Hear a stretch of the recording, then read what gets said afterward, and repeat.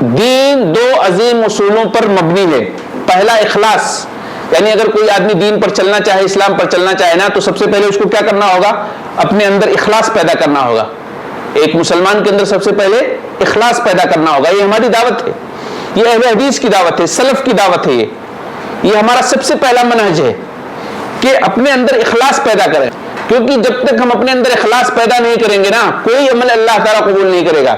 اور اللہ نے قرآن کے اندر بھی بیان کیا ہے وَمَا أُمِرُوا إِلَّا لِيَعْبُدُوا اللَّهَ مُخْلِصِينَ لَهُ الدِّينَ، کہ لوگوں کو حکم دیا گیا ہے، اللہ کے بندوں کو اللہ نے یہ حکم دیا ہے کہ عبادت کو خالص کرتے ہوئے اللہ کی عبادت اخلاص کے ساتھ کریں، یعنی ذرا بھی ریاکاری نہ ہو اللہ کی عبادت کرنے کی حالت میں. اسی طریقے سے دوسرا جو اصول ہے نا، مطابعت ہونی چاہیے، یعنی ہر عمل صالح شریعت کے مطابق اور سنت کے مطابق ہونی چاہیے.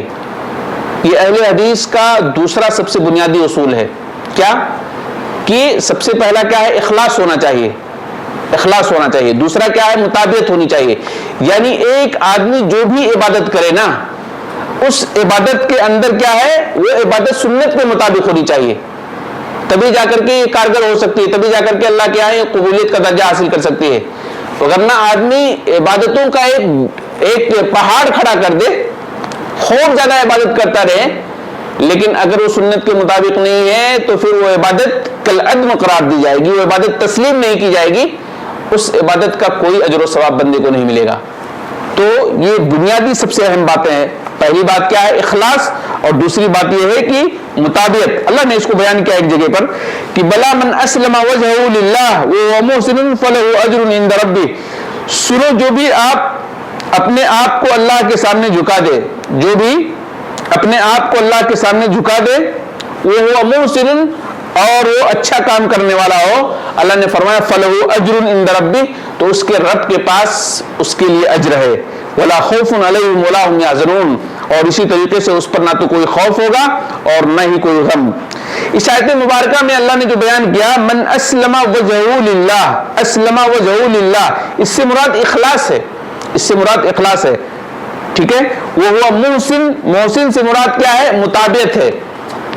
یعنی بندہ اسلام میں کوئی بھی عمل کرے نا تو سب سے پہلے اخلاص اور اس کے ساتھ مطابعت، یعنی رسول اللہ صلی اللہ علیہ وسلم کی سنت کی روشنی میں کوئی بھی عبادت ہو، رسول اللہ صلی اللہ علیہ وسلم کی سنت کی روشنی میں ہونی چاہیے، تب جا کر کے اللہ رب العالمین اس کو قبول کرے گا، وگرنہ نہیں. تو یہ دو چیزیں آپ سب سے پہلے ذہن میں رکھیں.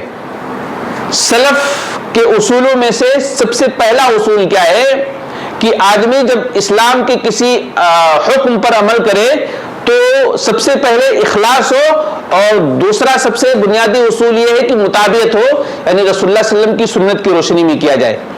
یہ آپ ذہن میں رکھیے گا اور پھر فیصلہ کیجیے گا کہ کون حق پر ہے اور کون کہاں جا رہا ہے اور کون غلط ہے.